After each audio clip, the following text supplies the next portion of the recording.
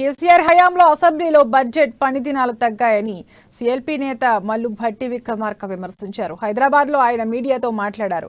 Governor ప్రభుత్వానికి మధ్య వివాదం సరికాదని ఆయన అభిప్రాయపడ్డారు. రాజ్యాంగ పదవుల్లో ఉన్న వ్యక్తులు పరిధి దాటినప్పుడే ఇలాంటి సమస్యలు వస్తాయని ఆయన చెప్పారు.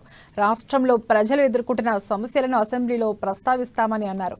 ప్రభుత్వం ప్రజలకు ఇచ్చిన హామీలను అమలు చేయలేదన్నారు. ప్రజలకు ఇచ్చిన హామీలను అమలు చేయాలని ప్రభుత్వంపై అసెంబ్లీ సాక్షిగా ఒత్తిడి తీసుకొస్తామని తెలిపారు. రాష్ట్ర ప్రభుత్వం నుంచి రాబట్టడం కోసం మా ప్రయత్నం అంతా చేస్తాం. ఇప్పటికే ప్రజల్లో ఒక రకమైనటువంటి ఆందోళన ఆలోచన కలుగుతా ఉంది. ఇన్ని సంవత్సరాలైనా ప్రాథమికంగా రావాల్సినటువంటి ఉద్యోగాలు కానీ, ఇళ్ళు కానీ, ఇళ్ల స్థలాలు కానీ, లేకపోతే ఇతర మౌలిక వసతులు కానీ కావాల్సిన విధంగా రావట్లేదు. వీటిపైన స్పష్టమైన సమాధానం రాబట్టాలని చెప్పి సీఎల్పీ లీడర్గా నాకు కూడా చాలా మంది ప్రత్యేకంగా కొన్ని వినతులు ఇవ్వటం జరిగింది. ఈ వినతులన్నిటిపైన రేపొద్దున మేము బడ్జెట్ ప్రవేశపెట్టిన తర్వాత, అట్లాగే వ్యవసాయానికి సంబంధించినటువంటి ₹1,00,000 రుణమాఫీ అనేది జరగలేదు, దానికి సంబంధించి